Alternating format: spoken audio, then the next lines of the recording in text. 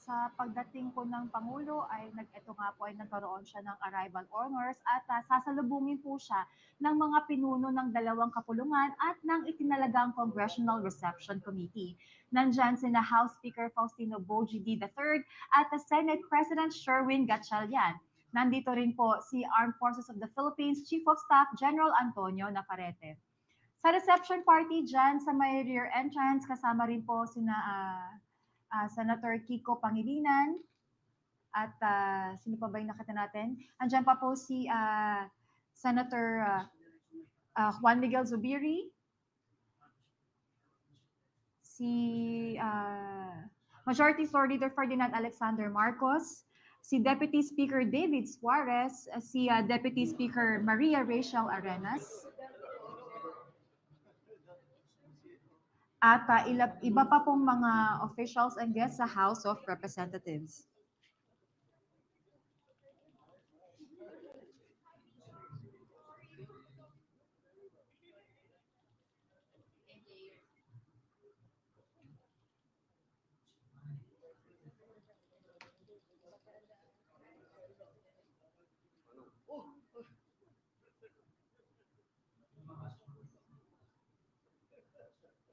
Mula sa arrival area po, ihahatid ng Pangulo sa Legislators Executive Lounge o LEL. Dito karaniwang nagkakaroon ng courtesy meeting kasama ang mga pinuno ng Kongreso bago ang formal entry sa plenary hall. Pagkatapos nito, ihahatid siya ng reception party patungo sa session hall para sa joint session at sa formal na paghahatid ng SONA. Dagdag ko lang, Gab, itong reception party ay hindi lamang ceremonial welcome. Sumasagisag din ito sa formal na pagtanggap ng legislative sa Pangulo bilang head of the state at head of government. Yusek, para po sa mga hindi familiar sa mga kaganapan dito sa LEL, ano po ba ang nangyayari doon bago pumasok ang Pangulo sa plenary hall? Ito ay bahagi ng tradisyon sa SONA, formal na protocol sa pagitan ng executive at legislative. So nandito ang Pangulo kasama ang First Lady at ang Senate President plus 5 other guests. Sa LEL, maaaring magkaroon ng maikling courtesy conversation. Hindi ito talagang meeting na may mabigat na pag-uusap. Tiyak ko na pinapaabot ng bawat kinatawan ang kanilang well wishes o good luck sa Pangulo para sa kanyang SONA. Hindi naman ito oras upang talakayin ng anumang paksa na makakadistract lang sa ating Pangulo. Kaya kapag dumating na ang Pangulo sa LEL o Legislators Executive Lounge pero hindi pa natin agad nakakita sa plenary, huwag po tayong mag-alala, hindi po iyon delay, bahagi po iyon ng protocol at final timing. Tama, mahigpit ang koordinasyon sa pagitan ng House, Senate, Office of the President at Security. At habang hinihintay po natin ang pagdating ng Pangulo, bukod sa mga senators and kongresista, meron din po tayong other invited guests, Yusek, no?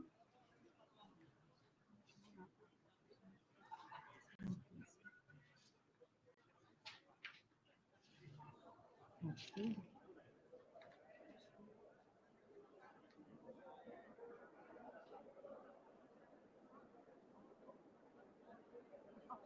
Claire, bago tayo tumungo sa ating main program po, one last question. Bakit dapat tutukan ng bawat Pilipino ang SONA ngayong taon? Dahil dito nila makikita at madidinig kung ano ba ang mga nangyari, naganap at nagawa na ng pamahalaan at ng administrasyon ni Pangulong Marcos Jr. At dito rin nila makikita kung ano pa ang nais ng Pangulo mangyari sa mga susunod na taon, mga batas na gusto niya maipasa. So tutok lamang po tayo dahil dito natin malalaman saan patungo ang bansa natin. Alright po, maraming salamat po, Yusek Claire. Mga kababayan, na pag-usapan natin ng simpleng paghahanda, ang mga dapat pakaabangan at pati ang ilang SONA trivia. Manatiling nakatutok dahil sa loob lang ng ilang sandali ay matutunghayan na natin ng ikalimang State of the Nation Address ni Pangulong Ferdinand R. Marcos Jr. Muli po ako si Gabby Banicad mula sa Radio Television Malacanang. At ako naman po si PCO Undersecretary Claire Castro. Maraming salamat.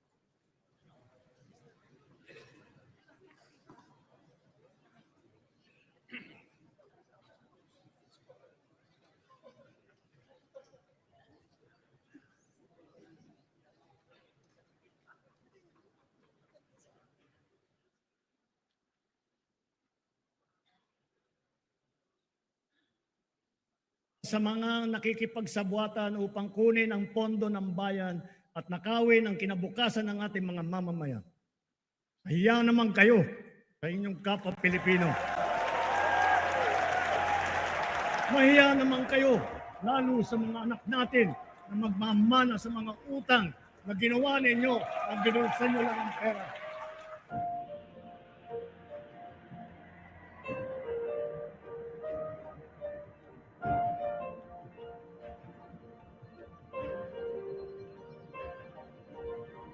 Huwag tayong nakaka.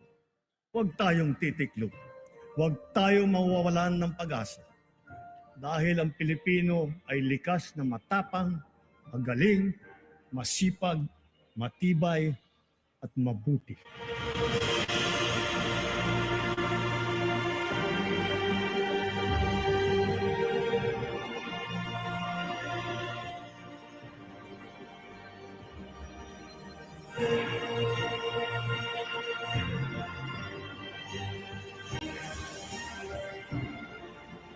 Mga kababayan, tayo ito. Tayo ang bagong Pilipino.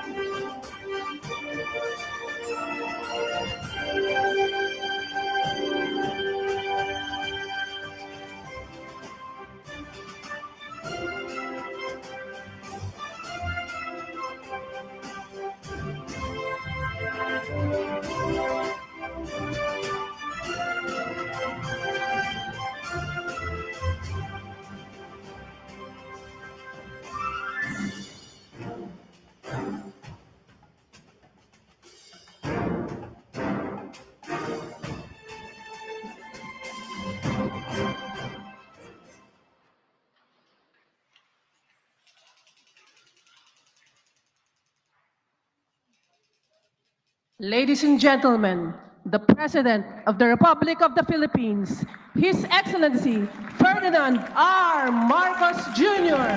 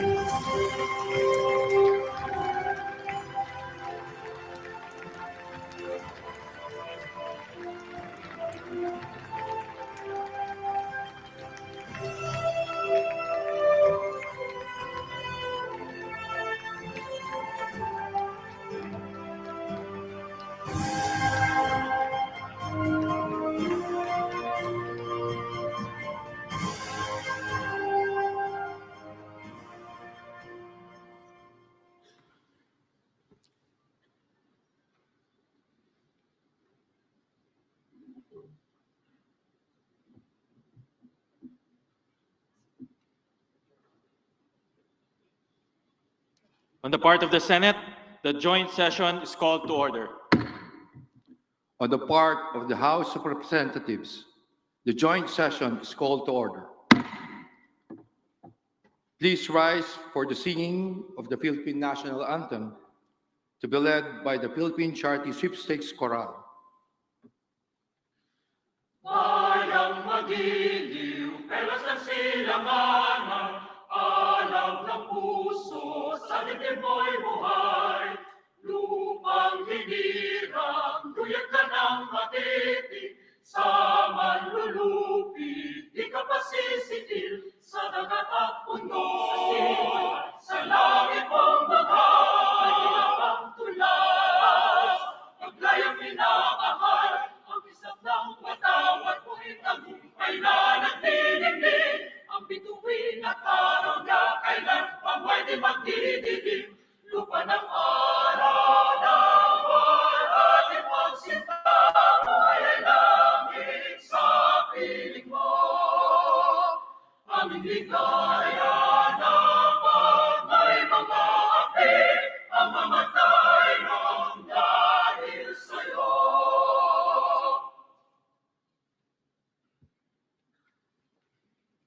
Please remain standing for the awiting panalangin to be performed by Ruben Don Diego Laurente.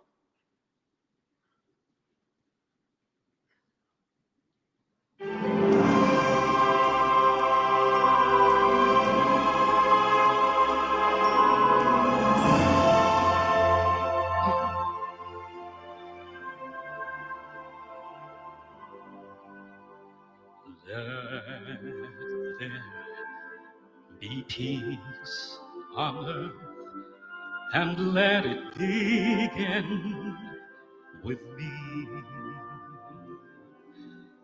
Let there be peace on earth, the peace that was meant to be with God as our Father. Brothers all are we. Let me walk with my brother in perfect harmony. Let peace begin with me. Let this be our moment now. With every step I take, let this be my solemn vow to take each moment and live each moment in peace eternally. Let there be peace on earth, and let it begin with me.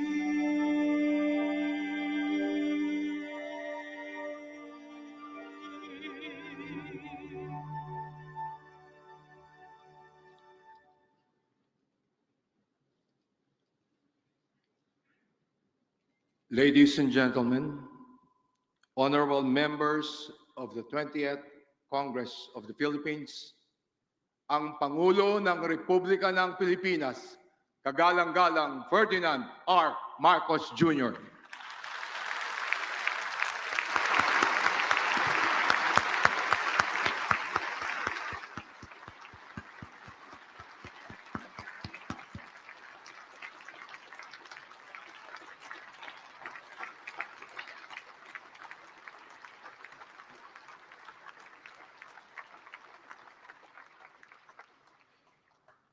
Former President Gloria Macapagal Arroyo, Senate President Sherwin Gatchalian, and honorable members of the Senate, House Speaker Faustino D. III, and honorable members of the House of Representatives, Chief Justice Alexander Gesmundo, and honorable justices of the Supreme Court, His Excellency, the Most Reverend Charles John Brown, and esteemed members of the Diplomatic Corps, Executive Secretary Ralph Recto, and honorable members of the Cabinet, First Lady Luis Araneta Marcos, other distinguished guests, ladies and gentlemen, good afternoon. Mga kababayan ko, naririto ako muli upang tuparin ang ating katungkulan at magbigay ng ulat sa inyo tungkol sa estado ng ating bansa at sa mga ginagawa ng inyong pamahalaan. Isang taon na ang nakalipas mula noong huli akong tumayo rito upang ilantad ang katiwalian na nadiskubre namin sa mga flood control project. Gaya ng aking ipinangako sa inyo, nagsagawa tayo ng malawakan at malalimang investigasyon na walang pagkikiling kahit kanino man. Masusi nating sinuri at sinundan kung saan tayo itinuro ng ebidensya. Lahat ng kailangang gawin ay ginawa natin upang matuntun ang punot dulo. Mayroon ng mga unang nakasuhan at nakulong, mga kontratista, matataas na opisyal, pati na mga mambabatas. At dumating na tayo sa punto na ayon sa Ombudsman ay malapit na ang paghain ng patong-patong na kaso laban sa dating speaker. Masakit man sa akin ito, ngunit kailangan nating gawin ang tama. Hindi ako pangulo ng aking pamilya. Hindi ako pangulo ng aking kaibigan.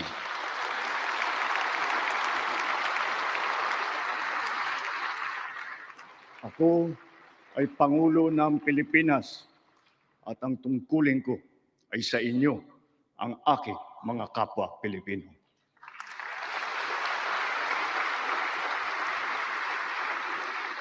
Kaakibat ng mga naisampang mga kaso, tiniyak ng inyong pamahalaan na mababawi mula sa mga nagsabwatan ang nakuha nilang pera ng taong bayan.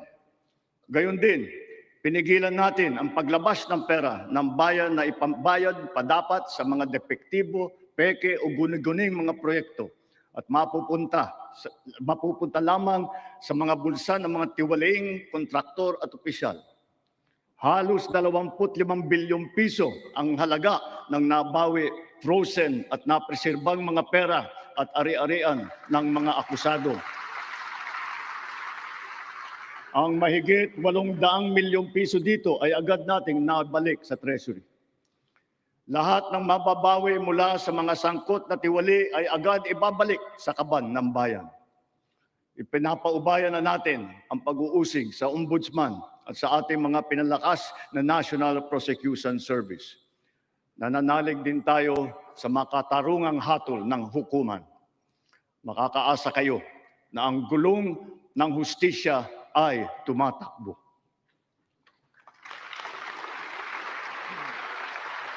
Sa kabila ng mga kaganapang ito, kailangan natin umusad tungo sa pagbabago.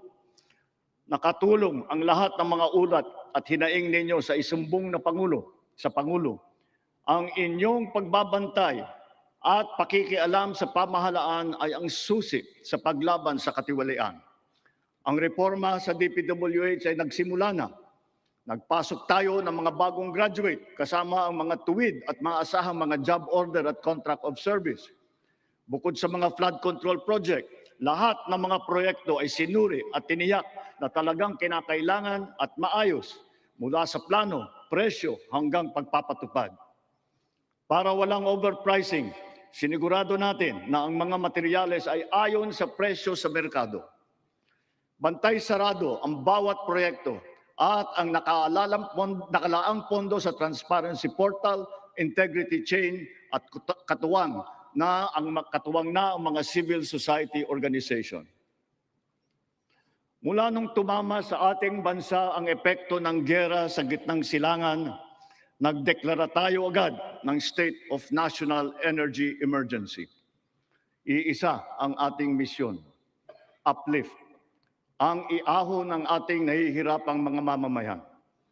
Ang lahat ng mga ahensya ay inatasang magtipid at pagtuunan mabuti ang mga programa na mas mahalaga sa pagtugon sa mga epekto ng krisis.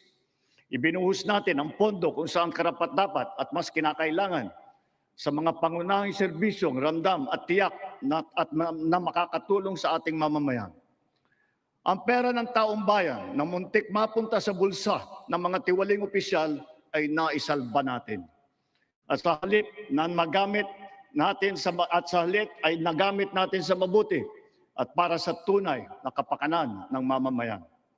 Ibinaba natin ang karagdagang halos 58 bilyong pisong pondo sa mga lokal na pamahalaan para mas mabilis at mas malawak ang paglingap sa taong bayan. Mataas ang tiwala at kumpiyansa natin sa mga lokal na pamahalaan.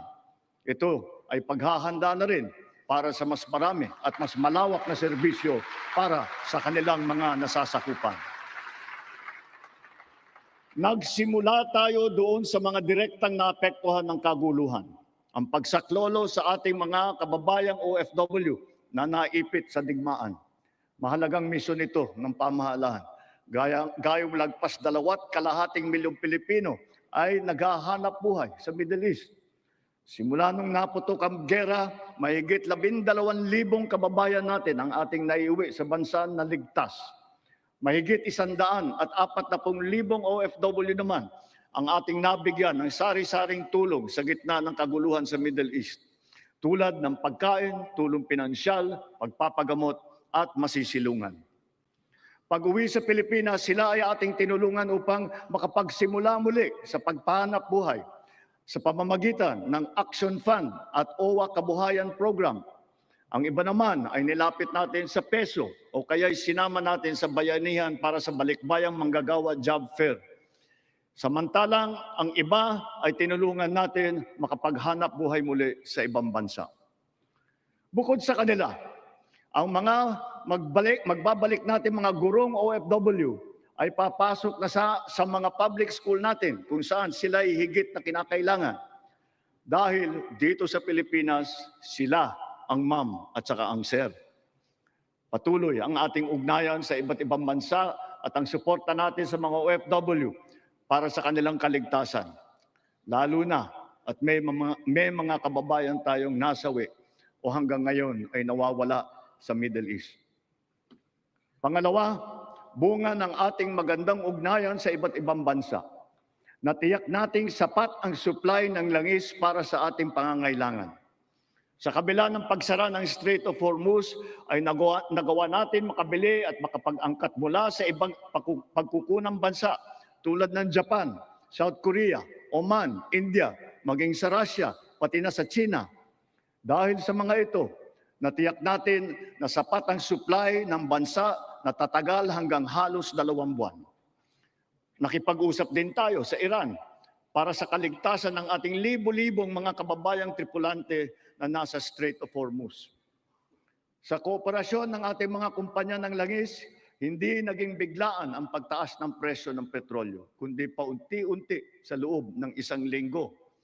Ito ay para naman maging magaang sa ating nahihirapang mga consumer. Nagtakda rin tayo ng sunod-sunod at malalaking mga price rollback na kailangan tuparin ng mga kumpanya ng langis. Sa tulong ng batas na naipasa ng Kongreso, agad din natin nasuspindi ng 3 buwan ang pagpataw ng excise tax sa LPG at saka sa kerosene. Bukod dito, agad din natin nilimitahan ang pagtaas ng presyo na inaangkat nating bigas. Inaresto at kinasuhan din natin ang mga nahuling nagsasamantala sa kabila ng pagdurusa ng taong bayan habang may state of energy emergency. Lahat ng posibleng gawin para mababa ang presyo at mapabagal ang pagtaas nito, ginawa natin. Marami ang naapektuhan o kaya nawalan ng trabaho sa panahong ito. Kaya tuloy-tuloy ang pagsasagawa natin ng mga job fair sa buong bansa. Nitong Mayo 1, araw ng paggawa at kasagsagan ng mataas na presyo ng krudo, nagsagawa tayo ng halos 100 job fair, kung saan halos 300,000 trabaho ay pinagbigay alam natin sa publiko.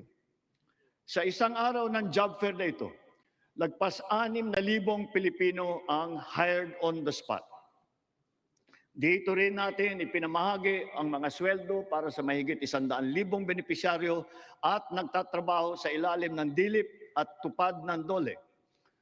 Kumilos agad tayo upang pigilan ang mabilis na pagtaas ng presyo ng bilihin. Hinikayat ang mga bangko at e-wallet na magbawas ng kanilang karaniwang singil sa bawat transaksyon na online. Kaya ngayon, maraming bangko at e-wallet na nagbaba o nagtanggal ng kanilang sinisingil sa online transaction fee. Upang makaluwag din sa mamamayan, nagbigay ang mga bangko ng hanggang 6 na buwang palugit sa pagbabayad ng utang at hanggang 1 taon naman kung ang utang ay ginamit para sa agrikultura. Ganito rin ang ginawa ng GSIS at SSS para sa mga utang ng mga miyembro nito, pati na ang NHMFC para sa mga umutang ng murang pabahay at ng Pag-ibig Fund para sa mga naapektuhan na OFW. Kahit papano ay nakaluwag ito sa mga consumer, lalo na sa mga naghuhulog para sa kanilang bahay at sa mga nagpupundar para sa kanilang negosyo. Sa panahon na lumiit ang kita dahil sa mataas ng mga presyo, mahigit 26,000 toneladang bigas ang binigay sa mahigit 2.5 milyong pamilya. At ito'y itutuloy pa natin hanggang umabot sa 8 milyong pamilya na makikinabang.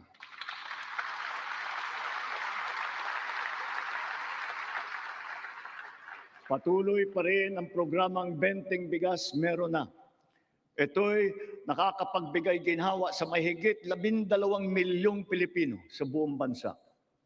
Ang mahigit 800 nating kadiwa ay nasa buong Pilipinas ay sabay pa rin nakakatulong sa mga namimili at sa mga magsasaka at mangingisda na direktang nakakapagtinda ng kanilang mga produkto. Nagbigay din tayo ng suporta sa halos 2 milyong magsasaka at mangingisda sa kasagsagan ng mataas na presyo ng langis sa ilalim ng Presidential Assistance to Farmers, Fisherfolk and Families o yung tinatawag na PAF.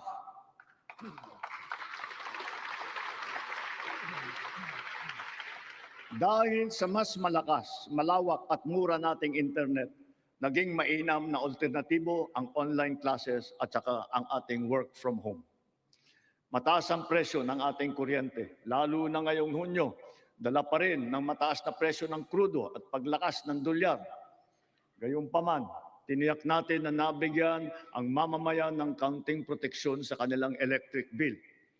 Ipinag-utos natin ang agarang pag-refund ng mga kumpanya ng kuryente na may sobrang nasingil sa mga customer nito. Ipinag-utos din natin na payagan ang ilang piling consumer na makapagbayad ng kanilang bill ng hulugan sa buwan ng Mayo, Hunyo at Hulyo. Kaugnay nito, pansamantala nating pinagbawal ang mga pagputol ng linya habang hinuhulugan pa nila ang kanilang bill sa mga buwang ito. Para sa ating mga micro-entrepreneur, ipinatupad natin sa BIR sa ngayong taon ang one-time tax abatement. Layunin nito na makapagbigay ng kaunting ginhawa sa mga nalugi o kaya lumiit ang kita dala ng hirap ng panahon. Ang sektor ng transportasyon ang pinakamatinding tinamaan ng epekto ng krisis. Super, operator, pasahero, manggagawa o negosyo man. Lahat ay umaray sa matarik na pagtaas ng presyo ng produktong petrolyo. Ngunit hindi natin kayang hayaan tumigil o maantala ito dahil ito ang nagsisilbing piston ng ating ekonomiya. Ang mga super ay natulungan ng cash relief mula sa ating programang AIX. Mayroon din 10 piso kada litro na diesel subsidy para sa mga pampasaherong jeepney at UV Express upang may dagdag na pangkarga. Bukod pa rito, mahigit 1,800,000 nagpapasada ang nahandugan din ng tulong ng AIX. Para naman sa mga pasahero, nagkaroon ng mga libreng sakay kung saan sinigundahan pa ng ilang mga ahensya ng pamahalaan gamit ang kanilang mga sasakyan. Humalili rin ang DA sa paghatid ng mga kargamento ng produktong agrikultural sa mga sentro ng kalakalan sa buong bansa. At para lalo pang makatulong ng sabay sa super at pasahero, binuhay natin ang service contracting program para sa pampublikong bus at ang ating mga jeep. Sa ilalim ng sistemang ito, ang kwalipikadong operator o driver ay nakakakuha ng karagdagang kita sa bawat kilometrong tinakbo sa pagserbisyo ng mga pasahero. Sa panig naman ng pasahero, kung hindi man libre ang sakay, meron silang 20% na discount sa pamasahe. At ang diskwentong ito ay dagdag pa sa karaniwang 20% discount para sa mga estudyante, sa senior, at saka sa may kapansanan. Ibig sabihin, para sa ating mga priority passengers, 40% ang kabuuang diskwento nila sa pamasahe.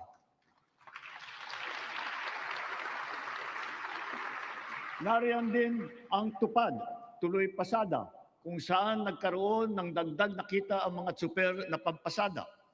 Sa mga programang ito pa lang, milyong-milyong Pilipino, driver man o pasahero, ang nakaramdam ng kaunting ginhawa sa kanilang mga biyahe araw-araw mula nang ito'y nailunsad. Dito sa Metro Manila, ang lahat ng mga sumasakay ng LRT2 at MRT3 ay patuloy na nagiginhawaan ng 50% diskwento sa pamasahe. Bukod pa ito sa mga espesyal na diskwento na ating ibinibigay tuwing linggo at mahahalagang kapistahan. Sa ating mga paliparan at pantalan, pansamantala nating binaba ang sari-saring mga bayarin sa paggamit ng mga pasilidad, gaya ng terminal fee, landing and take-off fee, harbor fee, anchorage at berthing fee, pati mga storage fee. Halimbawa, sa Cebu Port, naging libre ang terminal fee. Sa mga paliparan naman,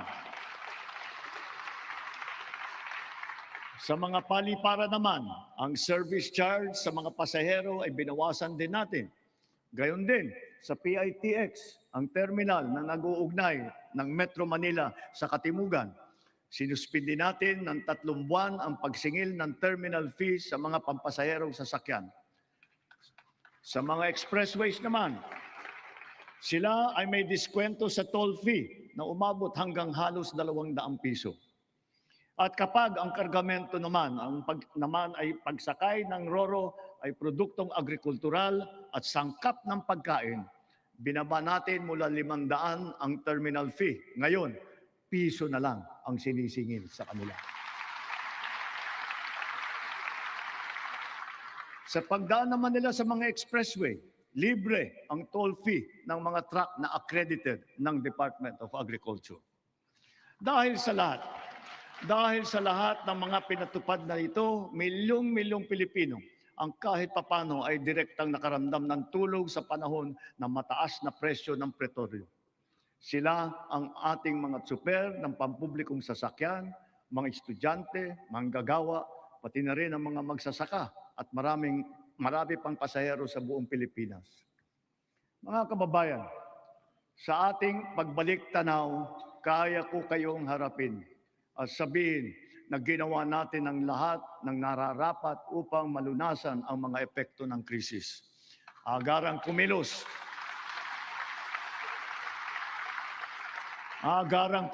ang buong pamahalaan upang tumulong sa mamamayan. Sa katunayan, tayo pa ay hinahangaan ngayon dahil sa bilis, liksi at pagiging aktibo ng ating pagtugon. Libuang buwan mula sumiklab ang digmaan, ramdam pa rin natin ang bigat ng mga epekto nito sa ating bansa. Hanggang kailangan, asahan ninyo na hindi titigil ang pagsuporta ng pamahalaan. Naglaan tayo ng mahigit 60 bilyong piso para dito hanggang sa katapusan ng taon.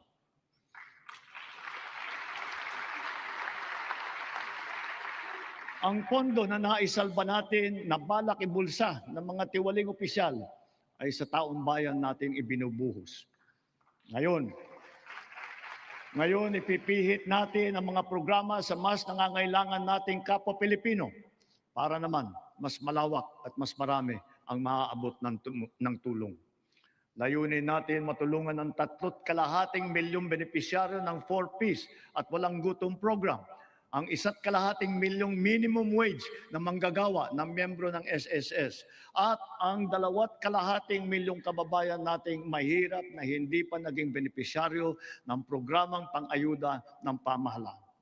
Nariyan pa rin ang nakaabang na pagsuporta natin para sa sektor ng transportasyon, agrikultura at mga OFW na apektado ng kaguluhan. Kung susumahin, mahigit 7.2 milyong pamilya na lubos na nangangailangan ang matutulungan natin sa mabigat na kabanatang ito. Ngunit, hindi natin kaliligtaan ang ating mga manggagawang Pilipino, lalo na ang mga middle class, pati na ang mga maliliit na negosyo. Alam natin na sila rin ay nabibigatan sa epekto ng krisis. So to ensure the continued progress of the middle class amidst the lingering effects of the crisis, we will pursue tax relief measures that promote growth, that generate revenue, and advance equity towards socio-economic sustainability. Kaya bilang natatanging proteksyon sa kanila at para mas mapakinabangan nila ang pinaghirapan nilang kita, nananawagan ako sa Kongreso upang maipasa ang batas na magbibigay ng bahagyang ginhawa para sa ating bayaring buwis. Una, palawakin natin ang exemption sa income tax.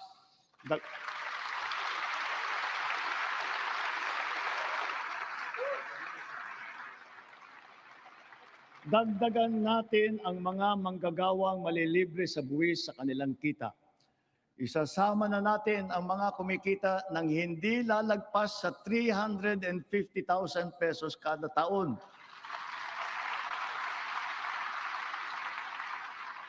Kasabay nito ang karampatang pagbaba ng income tax ng iba parang manggagawa. Pangalawa, ang mga maliliit na negosyo ay hindi napapatawan ng minimum corporate income tax.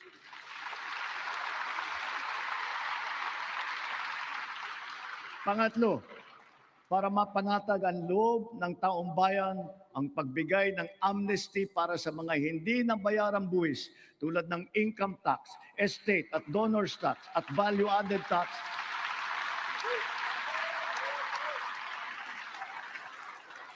Kasama na rin dyan ang mga multa na kaakibat ng mga ito. Malinaw ang mga leksyon sa atin ng mga nagdaang buwan. Una, ang kahalagahan ng seguridad at katatagan ng bansa pagdating sa enerhiya at sa pagkain, ng ating ugnayan sa ibang bansa at ng bawat mamamayan kahit saan man sila naroroon. Pangalawa, ang abilidad ng pamahalaan na kumilos agad sa angkop at mainam na paraan. At ang ikatlo, ang pagpursigi at pagnatyag ng Pilipino sa kabila ng mga hamong dumadaan. Dala ang mga sariwang leksyon nito, mas maayos at mabilis ang pagresponde natin sa ating mga naging biktima ng sakuna. Tulad sa nangyaring paglindol sa Visayas at Mindanao kamakailan, mahigit 600,000 pamilya ang ating nasakluluhan. Lampas 3 bilyong piso ang ating binuhos para sa agaran tulong sa mga pamilyang lubos na naapektuhan. Ito'y sa pamamagitan ng pagkain, pagpapagamot, tulong pinansyal at pabahay. Unti-unti na rin nating naayos ang supply ng tubig at kuryente, linya ng komunikasyon at mga daan sa mga apektadong lugar. Hindi lamang minsang paghatid ng tulong ang ating ginagawa. Ang misyon natin ay sila'y muling makabangon at maitaguyod. We have moved on from the reactive approach. Now we are not only proactive, but predictive as well, aided by digital tools. The strategies of public-private supply chains, hubs and spokes, warehousing, automated production, and wide-scale pre-positioning of food and non-food supplies in LGUs have proven their efficacy. We have now established a network consisting of primary disaster resource centers in Luzon, in Visayas, and soon in Mindanao, 15 hubs, 76 spokes, and 919 last-mile facilities across the country, which makes up our nationwide disaster response infrastructure.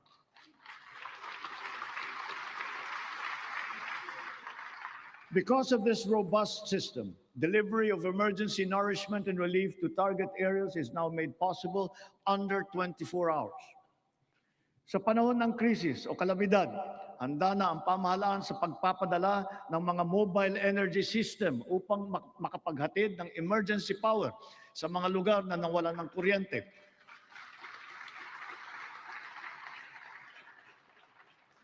complementing these are our government emergency communication system and the private sector-led and our first ever satellite to mobile service, both of which guarantee uninterrupted telecommunications nationwide in the event of crises and of disasters. At dahil meron na tayong konsepto ng state of imminent disaster, hindi na natin hinihintay na mangyari ang sakuna. Aagapan natin ang paghahanda at pagresponde. And so, taking all these lessons to heart, our overarching mission and all our conscious efforts henceforth must not be to simply uplift, but to ensure security and self-sufficiency of our nation and of our fellow Filipinos. Sa nasaksihan nating pagtaas ng presyo ng petrolyo, maraming kababayan natin ang umasa sa pampublikong sasakyan. Kaya pinagtutuunan natin ng mabuti ang ating mga tren, mga busway, transport hub at integrated terminal at ang pagpapaganda at pagpapalawak ng mga paliparan at pantalan sa buong bansa. Ito ay upang mas malawak at malayo ang naaabot, tumaas ang kapasidad at maging moderno at mas maginhawa ang serbisyo. Halimbawa, sa susunod na taon, ang mga tren ng North-South Commuter Railway ay tatakbo na sa pagitan ng Valenzuela at Malolos. Sisikapin ng DOTR na sa pagtapos ng administrasyong ito, tapos na rin ang railway hanggang sa Clark.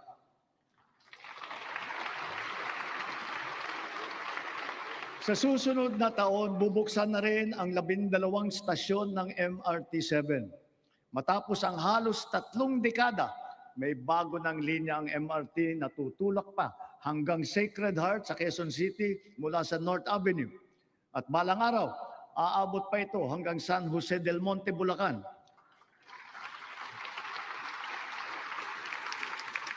Sadyang napakalaking ginhawa nito sa halos 1 milyon na pasahero bawat araw.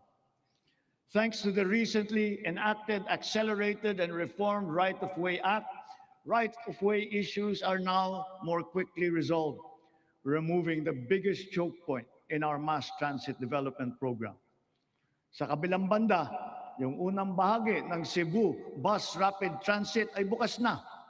At yung nasa Ilocos Norte naman ay ating pasisinayaan sa susunod na taon. Ang mga nag-modernize ng mga sasakyan, lalo na ang mga lumipat sa mga hybrid at electric vehicle, ay hindi nakaramdam ng kurot ng pagtaas ng presyo ng petrolyo.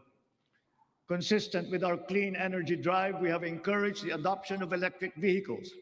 We have removed all tariffs on EVs until 2028 to bring down market prices. And government has also been mandated to prioritize electric vehicles in their refleeting plans. This clean and green policy is two-pronged. It shall also spur growth of our domestic local industries across the EV value chain, specifically those involved in the vehicle assembly and manufacturing of batteries and related spare parts. Mitiin natin na sa pagdating ng 2040, kalahati ng mga sasakyan natin ay EV na. Ang ilang makabagong love bus at ang articulated bus na gagamitin sa Davao City, mga EV na. Ang MB Dalaray naman na pinasayaan natin kamakailan lamang ay isa ring EV na nabuo sa pagtutulungan ng UP at saka ng DOST. Sa darating na panahon, ang ganitong electric ferry boat ang gagamitin sa Pasig River Ferry Service mula Pinagbuhatan sa Pasig hanggang Escolta sa Maynila. Kaya hinihiling ko ang suporta ng buong industriya upang mapaandar na natin sa lalong madaling panahon ang ating minimiting modernisasyon ng mga pampublikong sasakyan. Titiyakin natin na magiging makatao, magaan at makatarungan ang pagpapatupad nito. Tulad ng aking nabanggit, dapat mataas ang kalidad, matibay at maghahatid ng pangmatagalang ginhawa sa taong bayan ang lahat ng pampublikong infrastruktura. Ngayong taon, matatapos na ang bahagi ng South Luzon Expressway TR4 mula sa Santo Tomas City, Batangas, papuntang Tiaong sa Quezon.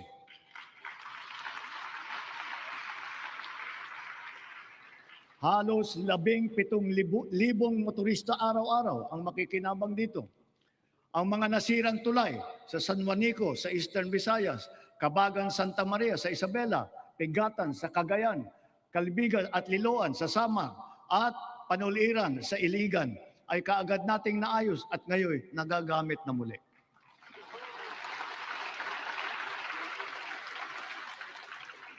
Bukod sa 137 evacuation center na naitayo sa buong bansa, magsisimula na ngayon taon ang pagpapatayo ng Ligtas Pinoy Centers.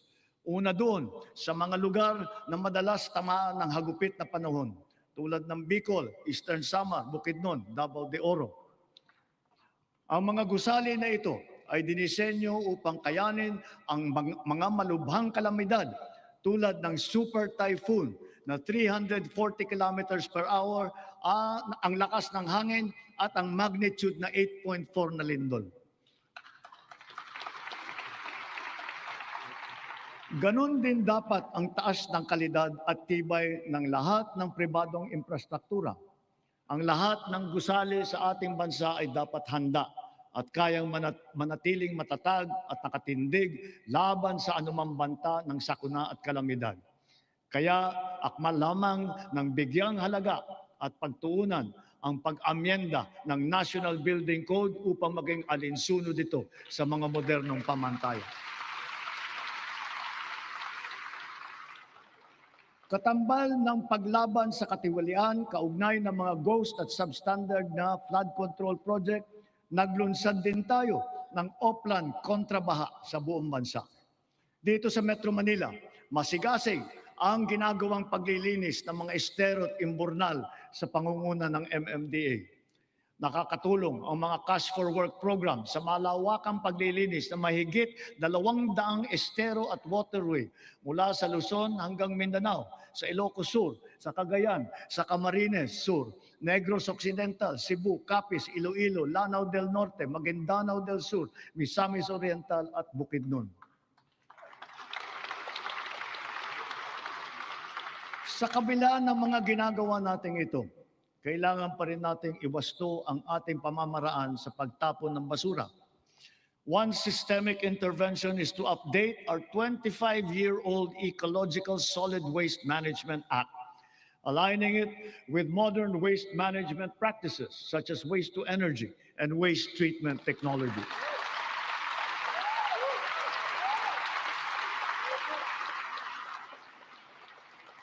As we recalibrate our solid waste management systems, we can draw inspiration from the solid waste management practices being championed by the MMDA here in Metro Manila, such as waste recovery, processing, upcycling. For example, what used to be the Carmona Sanitary Landfill of the 1990s is now the MMDA Nature Park.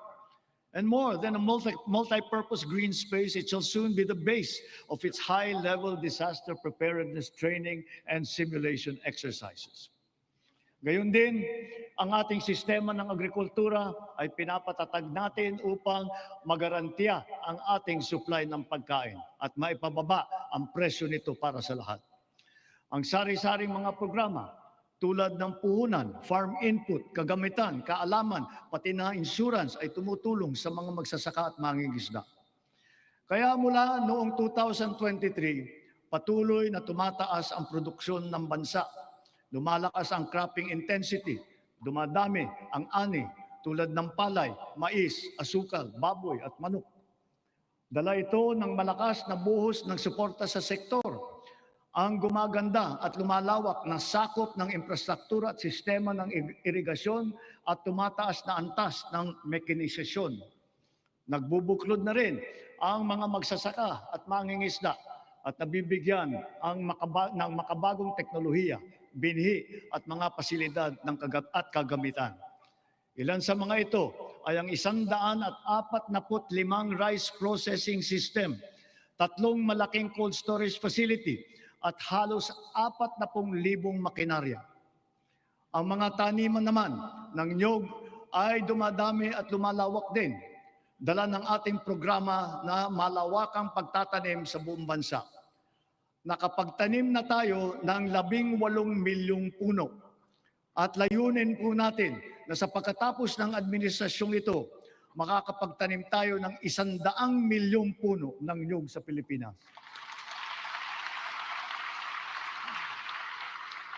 Gagarantiyahin ito ang tatag ng ating industriya ng niyog hanggang sa mga susunod na dekada.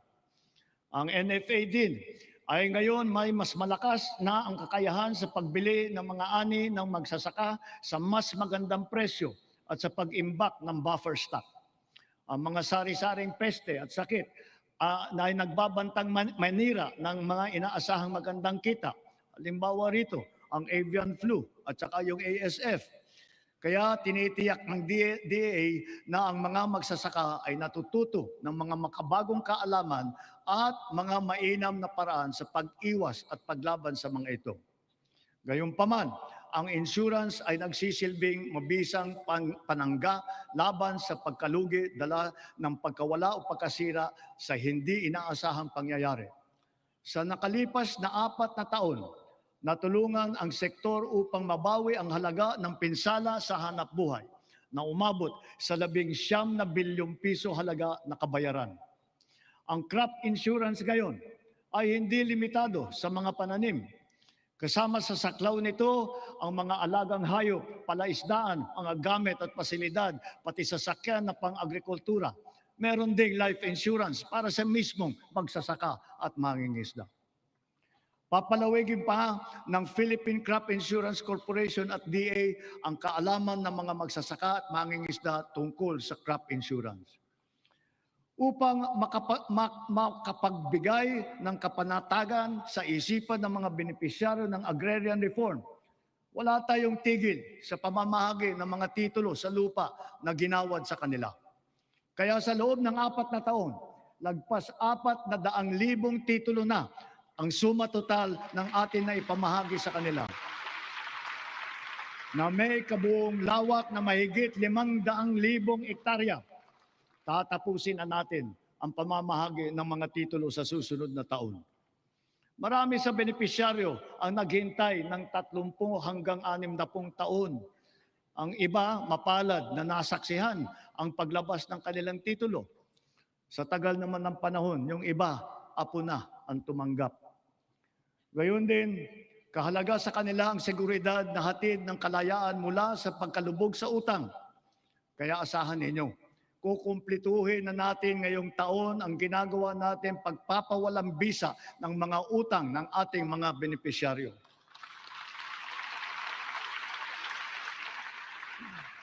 Sa kabila ng mga ito, patuloy pa rin ang suporta ng DAR sa reformang agraryo tulad ng irigasyon, mga daan, makinarya at mga pautang para sa mga benepisyaryo nito. Kaya sinasabi ko, Secretary Conrad, huwag mong munang isipin na pwede ka na mag-retire. Marami ka pang trabaho na gagawin sa DAR. Ang mga nagdaang buwan ay nagpaalala sa atin na kailangan natin paramihin ang pinagkukunan natin ng kuryente. Ito ay isang tanda ng pagiging matatag na bansa. Kaya't kasalukuyan nating binabantayan at tinututukan ang 200 proyekto na matatapos hanggang sa dulo ng administrasyong ito. Ang kabuuang kapasidad ng mga ito ay halos 10,000 megawatt. 45 sa mga ito ay natapos na at 31 ay matatapos ngayong taon. At ang 124 naman ay inaasahang matatapos hanggang sa 2028. Dagdag pa rito, ang mahigit 1,700 megawatt na hatid ng mga proyekto para sa energy storage system na may kakayahang mag-imbak ng kuryente. Karagdagang seguridad ito sa 2028 para sa halos 30 milyong kabahayan at mga industriya sa bansa. Ang mga proyektong ito ay napabilis ng dahil sa mga bagong patakaran at proseso na nagpapadali ng pagnegosyo dito sa ating bansa para sa mga Pilipino at dayuhang negosyante. Ngunit siyempre, mas pinapaghalagahan natin ang mga teknolohiya na hindi umaasa sa inaangkat na krudo na pinapaandar ng mga likas na yaman ng ating bansa tulad ng renewable at indigenous. Bukod sa ilang mga plantang pinapatakbo ng krudo, nakapagdagdag tayo ng mahigit 60 plantang pinapatakbo naman ng geothermal, solar, hydro at wind at saka ng biomass. Because of the extension as well of the Malampaya service contract until 2039, drilling operations once again resumed for the first time in 8 years. What we have uncovered is truly a national treasure. An untapped reserve of 222 billion cubic feet of natural gas, which bodes well for the continuous production of our premier gas field until 2034. To put it in context, 222 billion cubic feet of natural gas is sufficient to power 1.6 million households for the next 8 years until 2034.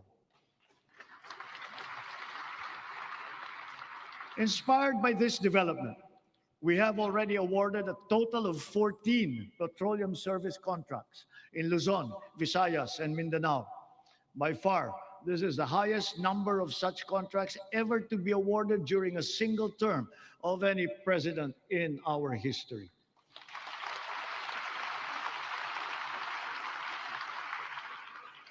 Four of the contracts that we have so far awarded are for the production of hydrogen. Hydrogen gas will serve as a backup fuel for our power plants, especially useful for our off-grid areas. It is also touted as the world's clean fuel of the future. Two of the newly awarded petroleum service contracts are co-managed with the BARM government. This is the first time in our political history. BARM is now firmly set to pursue its strategic vision of energy security and total electrification for and in the Bangsamoro region.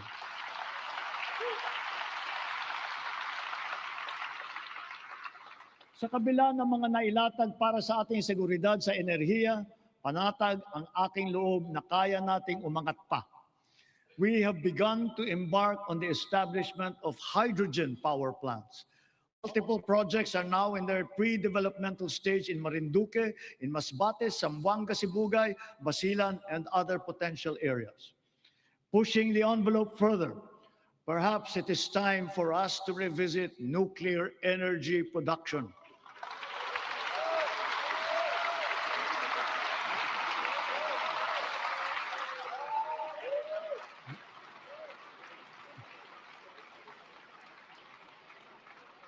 After all, we are already using nuclear energy in the fields of medicine, in agriculture, water filtration, and the upcycling of plastic.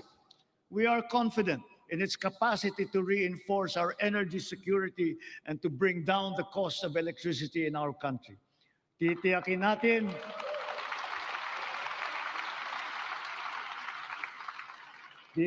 natin ito ay ligtas. Titiyakin din natin may papaliwanag na mabuti sa publiko ang magandang dulot sa atin ng enerhiyang nuklear.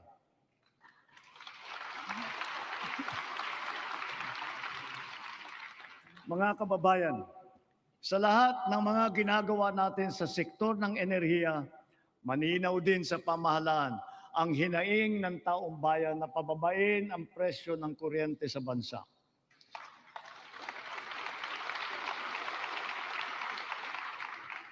Unang-una, upang maging simple, madali at abot kaya ang pagpapakabit ng solar panel at battery storage system sa kanilang mga bahay, hinihiling ko ang tulong ng Kongreso na maipasa na ang Sariling Kuryente Act. At kung pagbawas ng presyo ang usapan, sa aking palagay, panahon na para tanggalin na natin ang systems loss na pinapasa sa consumer.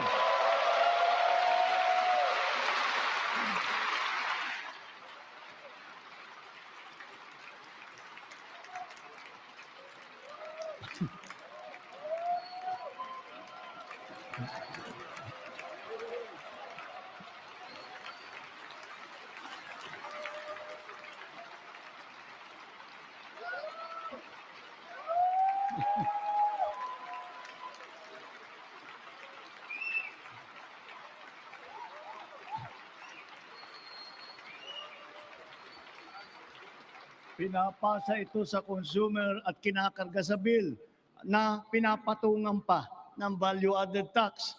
Hindi naman kasalanan ng consumer kung bakit nagkaroon ng systems loss.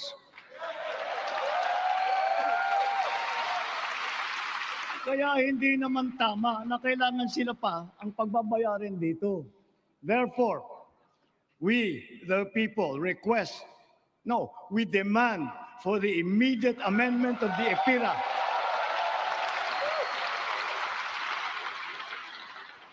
and to prohibit charging systems laws against consumers, including the value-added tax thereon.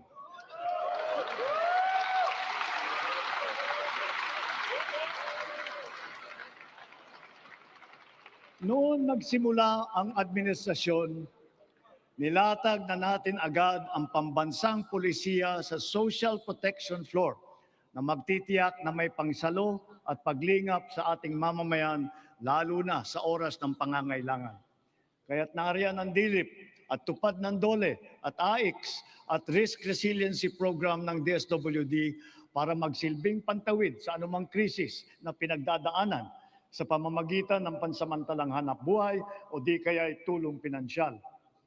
Ngunit, mas mainam pa rin ang pangmatagalang seguridad ng makukuha mula sa matatag na trabaho.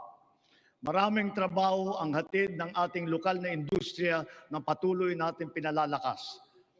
Kasabay ng seguridad na dala ng matatag na trabaho ang SSS, GSIS at Pag-ibig Fund, nagsisilbing proteksyon para sa mga manggagawang Pilipino.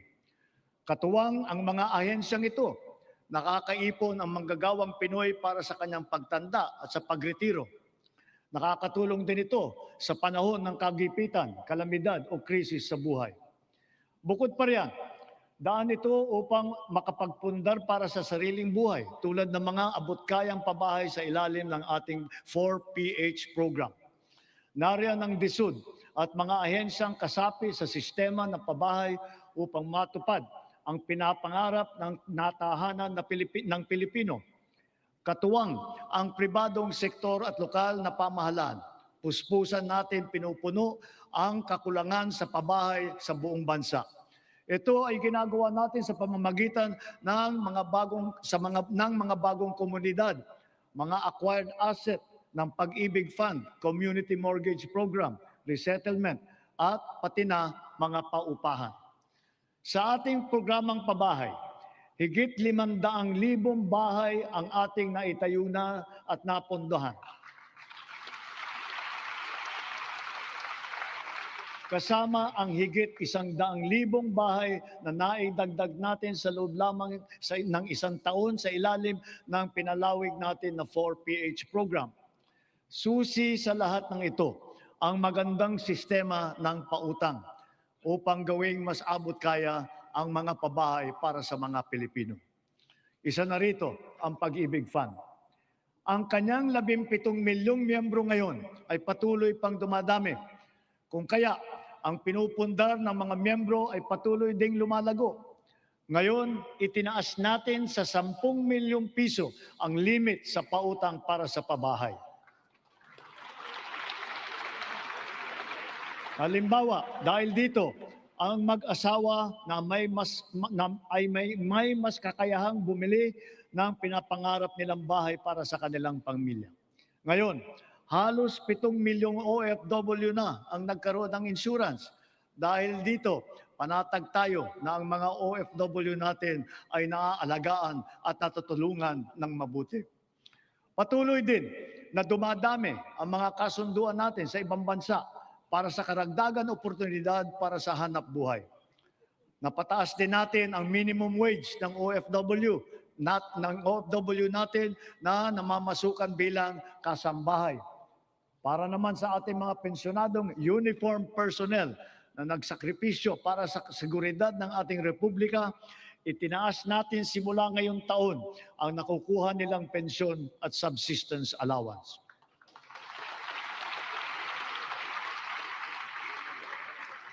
Bilang dagdag tulong naman sa mga pensyonado ng SSS, pinaaga natin ang 10% pagtaas ng kanilang pensyon simula Hunyo na dapat sana ay nakatakda pa sa Setyembre. Mula nung nag-umpisa ang administrasyon, humigit kumulang 44 na milyong Pilipino na ang protektado ng SSS.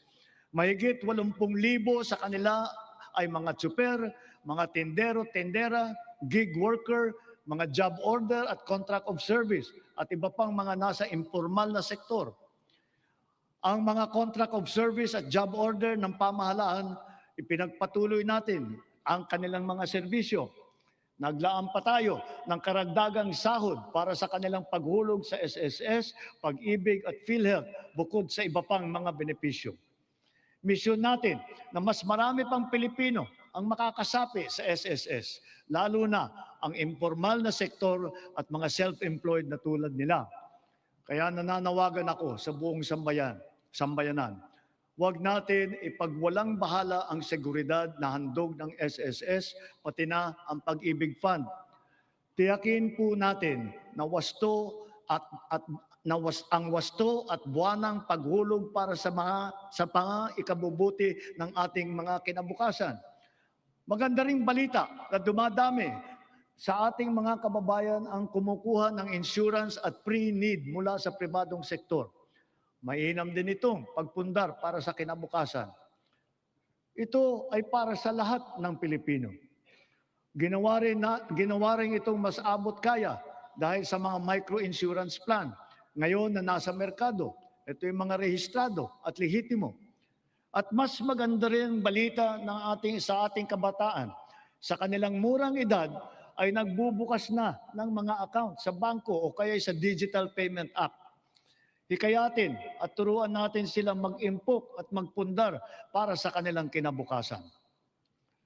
Gayunpaman, edukasyon pa rin ang siyang pangunahin nagtataguyod ng kakayahan. Kung kaya ito ang nangunguna sa listahan ng administrasyong ito.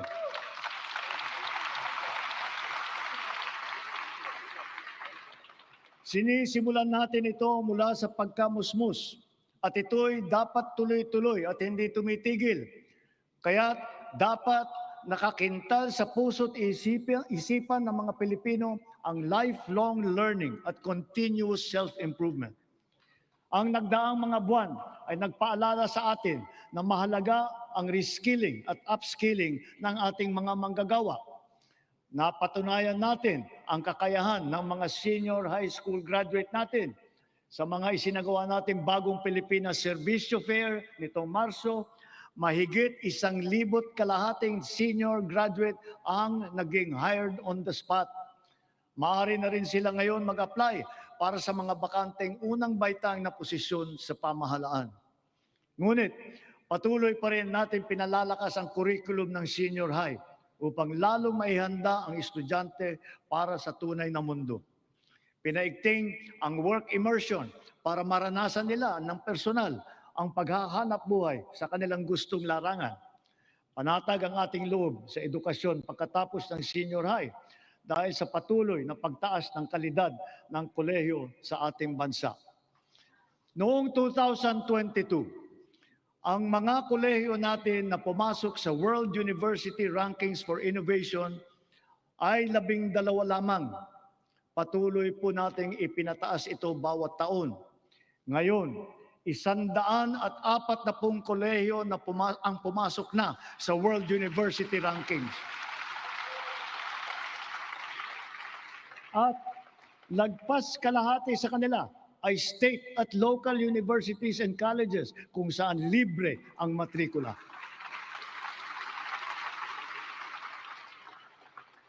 Para mahikayat ang kabataan na magtapos ng kolehiyo, ang tanggapan ng Pangulo ay naglaan ng 100,000 piso para sa 5 estudyante sa bawat barangay sa buong bansa.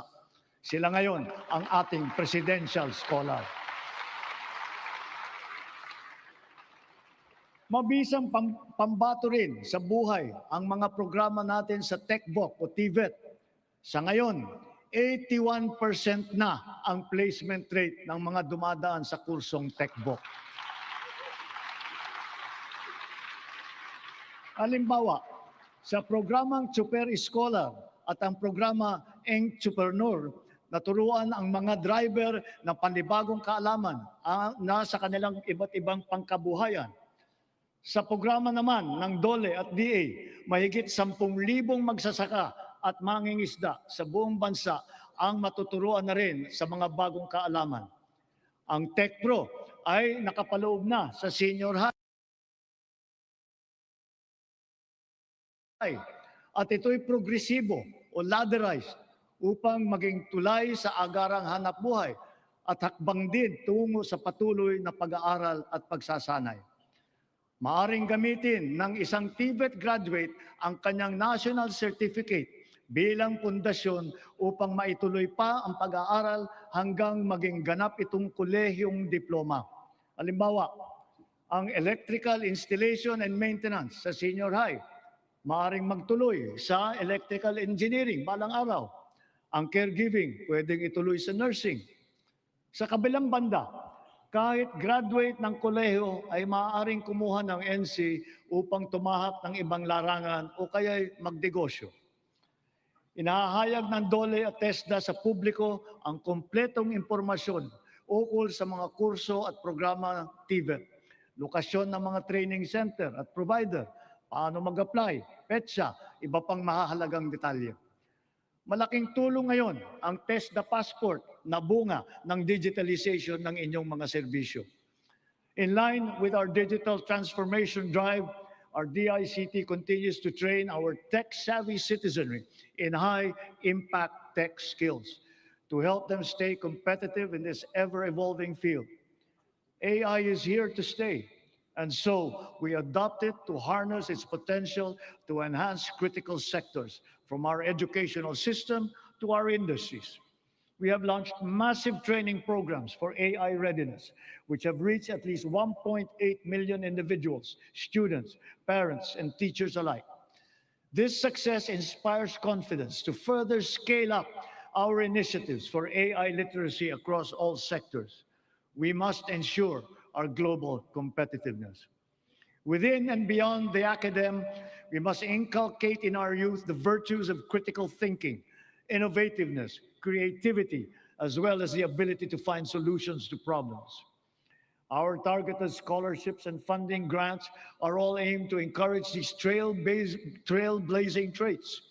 Contests such as Young Creative Challenge, the NICE, and the Philippine Innovation Awards recognize their talent and their hard work.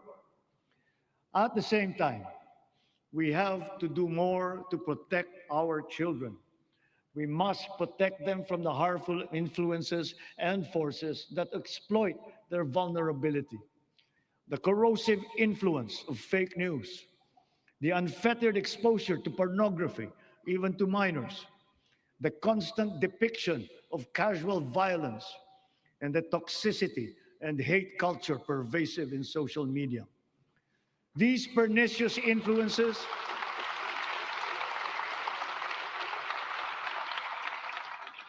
lead to issues of their mental health, rise in teenage pregnancies and HIV/AIDS cases, and other extremely harmful consequences.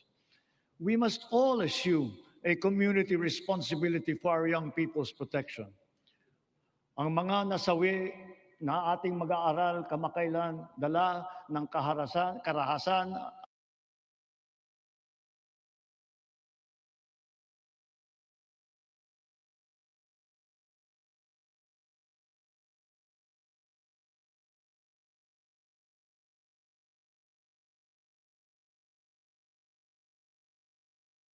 at kapabayaan ay nag-iwan ng malaking puwang sa kanilang pamilya at mapait na aral din para sa ating lahat.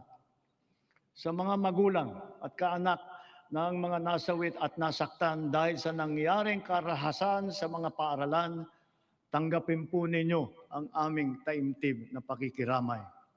To the parents of Chris Lawrence Fabian, Joyansi Separa, and Ayesa Nicole Dazo, we are all so very proud of the unflinching bravery and heroic virtue that you have instilled in your children. They are an inspiration to us all. Their courage and their selflessness, true Filipino qualities, are the virtues that these trying times call for. Kailangang mamulat ang buong lipunan at akuin ang responsibilidad. Pag-ibayuhin natin ang ating paggabay at pag-aruga sa ating mga kabataan. Magkakasama tayong lahat sa misyong ito. Ang pamahalaan, pamilya, paaralan, simbahan, industriya, komunidad. Tatayo ang paaralan bilang pangalawang tahanan para sa kanila. Kaya hinahanda natin ang mga pampublikong paaralan upang tanggapin sila ng bukas palad. Ngayong school year, tuloy ang ating school-based feeding program bilang mabisang suporta sa pag-aaral. Sa programang ito, mapapakain natin ang mahigit 4.5 milyong kinder at grade 1 at mga mag-aaral na grade 2 at pataas na mga lubos na nangangailangan ng nutrisyon. Magtutulungan ang lokal na pamahalaan, ang barangay, PNP, DepEd upang palakasin ang seguridad sa paaralan. Siniguro ng DepEd na nakahanda, gumagana at alam ng lahat ang mga mekanismo at proseso sa pag-ulat, sa pagtugon sa mga insidente ng bullying, pati na sa mga iba't ibang emergency. Hindi hinahanda rin natin ang ating mga principal at guro upang mamagitan sa pag-ayos ng anumang hindi pagkakaintindihan ng mga estudyante.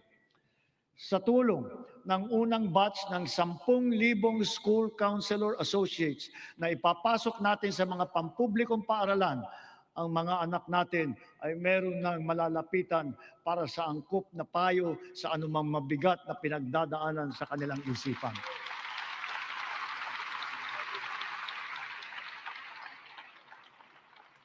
Hindi mawawaglit sa ating isipan ang karangalan at kadakilaan ng ating mga guro. Pinangako ko noong nakalipas na SONA na walang magre-retirong guro na Teacher 1. Ngayon, mahigit 80,000 guro at school head sa pampublikong paaralan ang na-promote gawa ng ating expanded career progression. Nagkaroon na rin ng mahigit 30,000 karandagang posisyon para lumakas ang puwersa ng mga guro. To facilitate effective instruction, we also continue to provide them with helpful and innovating teaching aids such as smart TVs, laptops, tablets, free mobile data, even lapel microphones.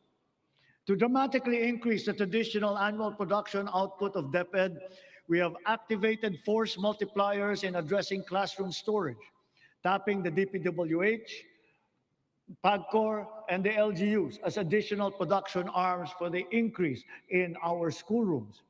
For its part, the private sector also will construct its initial share of more than 16,000 classrooms in Luzon by way of PPPs. Additional PPPs with higher production targets will soon follow for the Visayas and Mindanao. Kapag may nagkasakit sa pamilya, tila krisis ang tumama. Sa mahal ng pagpapagamot, kaya nitong simutin ang kita o ipon ng isang pamilya. Kaya malusog na pamumuhay ang ating pangunahing isinusulong. Kumpletong bakuna, maayos na nutrisyon, regular na ehersisyo at pag-iwas sa masamang bisyo at mapanganib na gawain. Mahalaga rin ang ating sports. Itinaas natin ng triple ang suporta natin dito. Hindi lamang dahil sa aliw na hatid nito, kundi para sa kalusugan. Sa nag-uumapaw nating suporta kay Alex Eala, sana ay marami ang maengganyo para matuto at maglaro hindi lamang ng tennis, kundi ng ibang sport pa.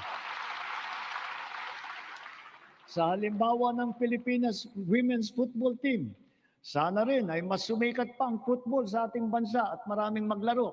Balang araw, baka makasali na ang Pilipinas sa World Cup.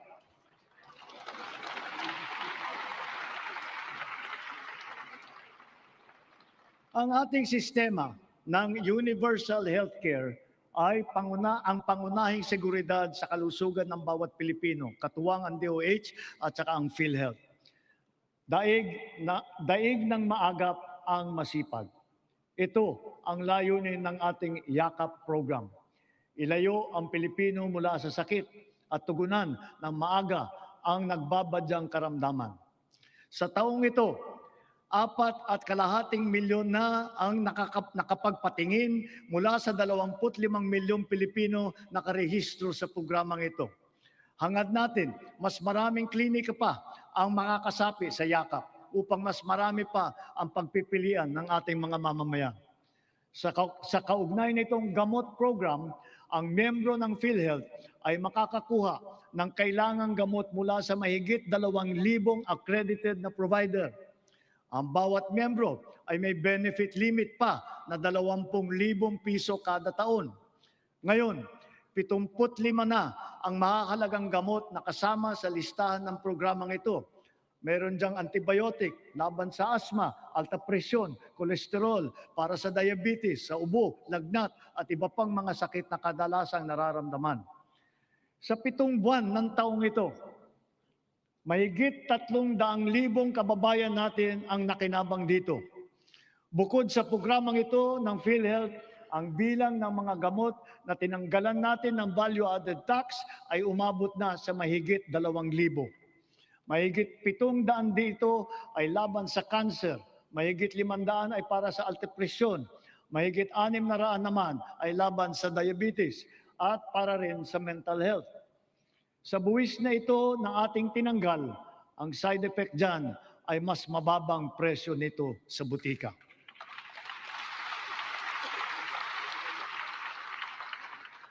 Ngunit kung pag-iwas sa sakit ang ating tunay na pakay, kulang pa ito. Kailangan mas maaga ang pagbabantay. Kaya pinapalawak pa natin ang programang ito. Sa susunod na taon, unti-unti nating isasama ang iba't ibang uri ng blood test at gamot upang mas maagang matukoy at mabantayan ang posibleng sakit sa bato, atay, thyroid at hepatitis B. Nariyan pa rin ang malaking suporta ng PhilHealth kung kailangan talagang magtungo sa pagamutan. Patuloy na pinaparami ng PhilHealth ang sakop nitong mga sakit, kondisyon at serbisyo. At itinaas din nito ang limit upang matiyak na sumasabay ito sa pagtaas ng mga presyo. Pinahahalagahan ng PhilHealth ang mga laganap at malubhang mga karamdaman tulad ng cancer at sakit sa puso. Kasama na rin ngayon ang pagpapagamot ng HIV/AIDS upang makatulong sa pagpigil na dumadaming mga kaso dito sa bansa. Pati na rin ang TB na kumikitil ng halos 100 buhay bawat araw dito sa atin. Para mapaganda pa ang suporta natin sa mga batang may developmental disabilities, dodoblehin natin ang PhilHealth package para sa pagpapatingin sa therapy.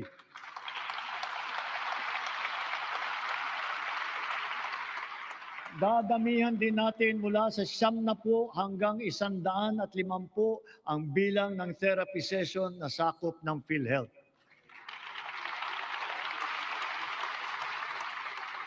Nakaantabay din para sa kanila ang Project Aruga ng DSWD para sa karagdagang tulong pinansyal. Mula sa lagpas 5 milyong pamilyang Pilipino na gumagamit ng PhilHealth noong 2022, umabot na sa mahigit 7.5 milyong pamilya ang nakatamasa ng mga benepisyo ng PhilHealth nitong nakalipas na taon. Lahat ng ito ay gawa ng ating masigasig na paghikayat, maayos na proseso ng pagrehistro at mas pinabilis pang pagbayad sa mga ospital at healthcare providers. At mula nung inilunsad matapos ng huling SONA, halos 3 milyon ng kapwa natin ang walang binayaran, kahit 5 sa kanilang pagpapagamot, gawa ng ating zero balance billing sa mga ward ng ospital ng DOH.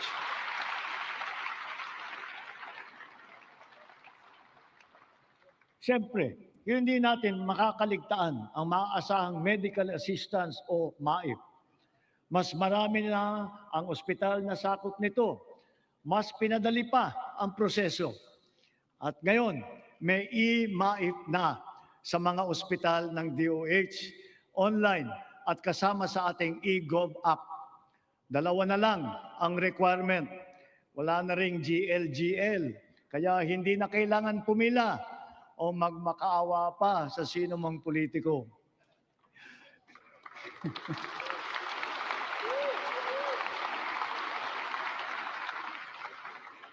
Sa mahigit 56 na milyong nakapag-download at gumagamit ng ating e-Gov app, ganong karaming Pilipino kasama ang kanilang pamilya ang madali nang maaabot ang napakahalagang medical assistance na ito mula sa national government. Kung kaya't sa puntong ito, mahigit 8 milyong pasyente na ang natutulungan ng maaasahang MAIP. Sa ating ginagawang mga pagbabago, mas marami pa ang matutulungan nito, anumang antas sa lipunan. Paraan natin ito upang mapakinabangan ng mamamayan ang buwis ng kanilang binabayaran. Malaking bahagi ng naisalba nating pondo mula sa korupsyon sa flood control project, binuhos po natin sa edukasyon, sa pagkain, sa DOH, PhilHealth at sa MAIP. Para talagang makatulong,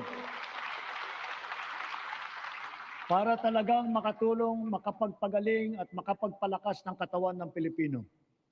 Patuloy pa nating inaayos ang sistema ng mga ospital at mga pasilidad sa bansa, kasama ang mga bukas at mga specialty center. Mayroon din valor clinics na tanging para naman sa ating mga veterano at kanilang pamilya. At magsisimula na rin tayong iguhit ang plano para sa makapagtayo ng isang Virology and Vaccine Institute dito sa ating bansa.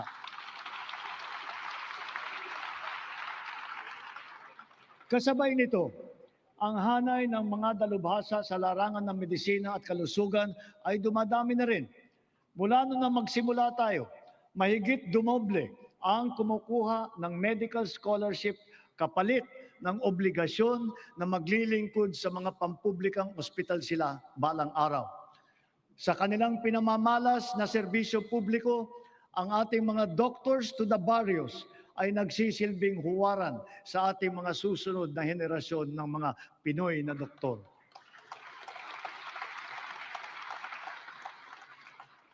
As we have witnessed and proven during this difficult period, our strong foreign relations have earned us incalculable dividends. The Philippines is once again a full member of the community of nations.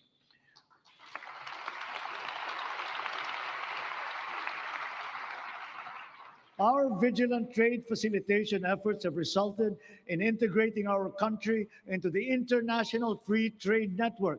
That is the widest and most active one that we have ever had in our history.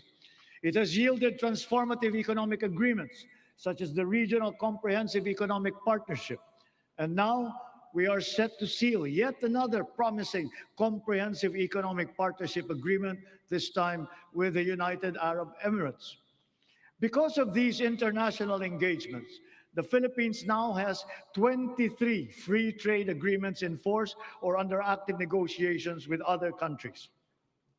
Our exports have grown. They have continued to grow, reflecting high productivity and the increasing competitiveness of our products and services in the international trade market. It now behooves us to reinforce our strengths, enhance our comparative advantage, and diversify our portfolio. On this principle, we have maintained our competitiveness in supplying critical components to top technology companies in the world. We have also maintained export competitiveness for our indigenous farm products, such as ube, coconut, bananas, other tropical fruits. And we have now ventured into new, invaluable ones like enoque mushrooms. Foreign investments continue to pour in because of our beneficial policies, especially those promoting ease of doing business and accelerating digital transformation that curb red tape and corruption. Over the past 3 years, more than 6 trillion pesos in investments have been facilitated through our green lanes. These are estimated to create over 400,000 jobs for our fellow Filipinos. Our productive ecozones lay down the fertile groundwork that brings these investments into actual fruition, posting consistent growth rates over the past 3 years. Extending beyond Metro Manila, from Luzon to Mindanao, promising new areas have been recently proclaimed, such as in Dumaguete and Misamis Oriental. And soon, we will also present a strong case for Palawan and for the halal industry. We continue to strive for bigger and greater things, venturing into areas heretofore unimaginable. That is, strategic and emerging industries that position our country in the global value chain, such as in the fields of pharmaceuticals, advanced manufacturing, luxury goods, technology, and logistics. Additionally, a product of the 23-member-strong US-led Pac Silica initiative, the Pac Silica Industrial Hub will create an ecosystem that will have AI at its core. It will bring quality jobs to our people, accelerate our industrial competitiveness, and revitalize our economy. As a strategic component of the Luzon Economic Corridor, the hub will be an advanced manufacturing and logistics center in the global AI and technology value chain. Cagayan is both geographically and economically primed to serve as our gateway to space and host the country's first spaceport. A sounding rocket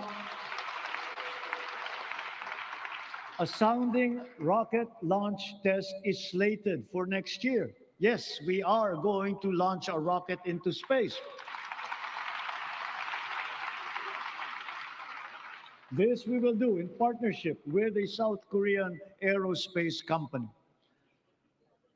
We do not have to look or sail very far to find dependable allies. ASEAN is our safe harbor, within which we share not only mutual proximity, but affinity. During our chairship of the ASEAN Summit this year, we advocated for greater solidarity and cooperation among ASEAN member states. Together, we found ways to alleviate the dire consequences of the war in the Middle East. Through a united ASEAN and its strong extended network, we have achieved greater security and resilience as a region and as individual nations, more capable of withstanding disruptive events. The ASEAN +3 emergency rice reserve system will guarantee emergency rice supply in case of shortage in our domestic production. The ASEAN Digital Economy Framework, led by the Philippines, will harmonize digital rules and enable cross-border digital transaction. It will accelerate the growth of our local tech sector, enable fintech and digital banking solutions, and support financial inclusion, especially for small enterprises. Likewise, the Framework Agreement on Petroleum Security for the joint stockpiling of energy assets in the region has been ratified. And now that our Luzon, Visayas, and Mindanao grids are fully connected, we are in a better position to connect with our neighbors to help realize the ASEAN Power Grid. Moved by our stark realizations, ASEAN must further strengthen the bonds of our regional cooperation, building on our sense of affiliation and the heightened instinct for mutual assistance.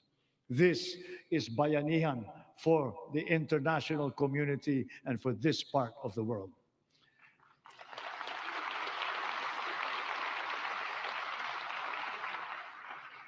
And more significantly, we in ASEAN, joined by the entirety of Filipinos who by nature are peace-loving, re-echo our unified appeal for an end to violent conflict. We appeal to all parties for a heightened sense of community, to a return to the table, armed only with a genuine desire for peace and for normalcy. True diplomacy builds, violent conflict only destroys. Peace and order are the foundations of security for our country, for our region, for the world. A long but worthwhile 15 years since its signing, we are now ready to formalize a historic completion of the government's peace pact with the CBA-CPLA. And in accordance with the Republic Act number 12317, the BARM electorate is now poised to partake in BARM's first regular parliamentary election.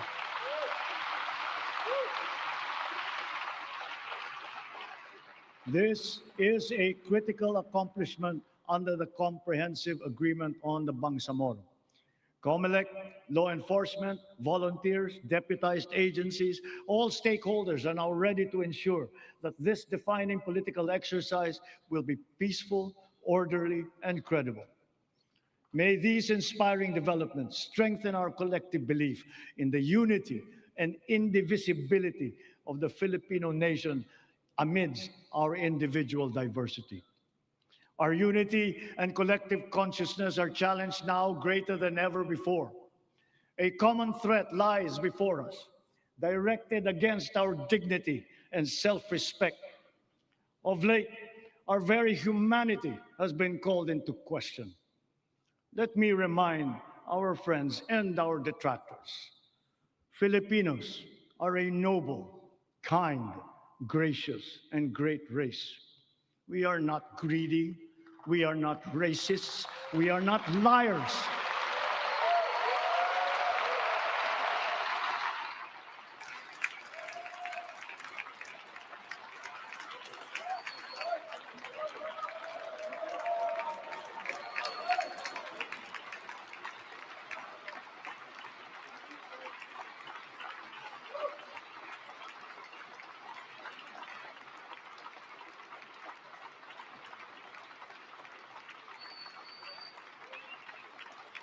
We are respectful and we are dignified. We are Filipinos and we do not yield.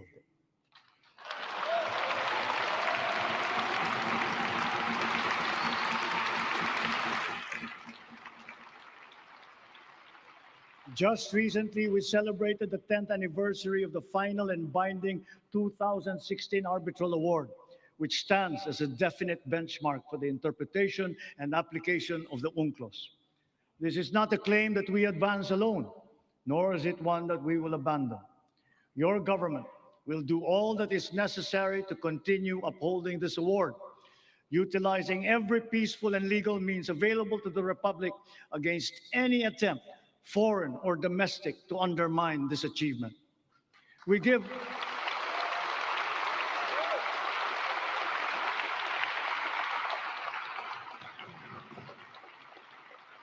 give honor to our armed forces, the Coast Guard, even our fisherfolk, who all continue to patrol and ply our seas in the face of great risk. To them, we owe collective gratitude and appreciation, for it is they who give life to the letter and spirit of the Arbitral Award.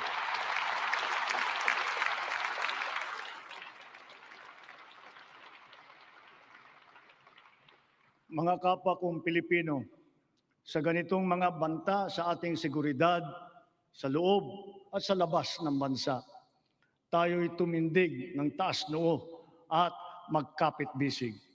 Dahil tayo man ay magkakaiba sa maraming bagay, iisa lang tayong lahi. Tayong lahat ay Pilipino, Pilipino sa diwa, Pilipino sa dugo. Manaig nawa ang pagkakaisa at ang pagmamahal natin sa inang bayan at sa kapwa Pilipino.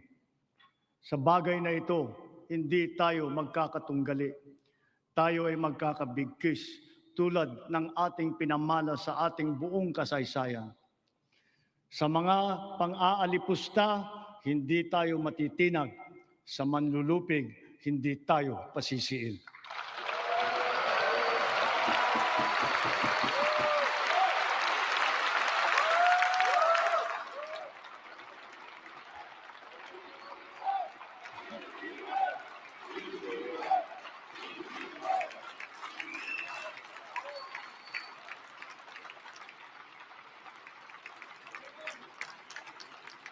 Sa nalalabing 2 taon ng administrasyon, tatapusin natin ang mga nasimulan at tutuparin ang ating pangako sa sambayanan. My beloved countrymen, let us continue the work that we have started. to make the Philippines the country that Filipinos deserve. There is no nobler cause than this. We do this for our children. We do this for our future. We can but do this because we love our country and we love our people. Maraming salamat po. Magandang gabi po. Mabuhay ang Pilipinas!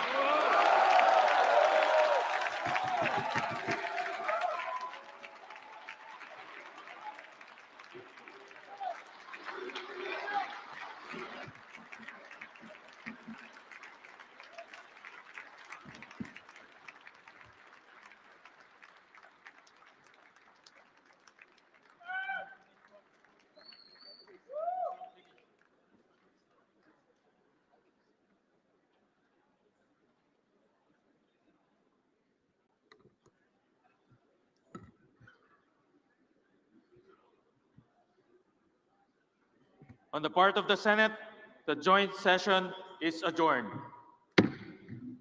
On the part of the House of Representatives, the joint session is adjourned.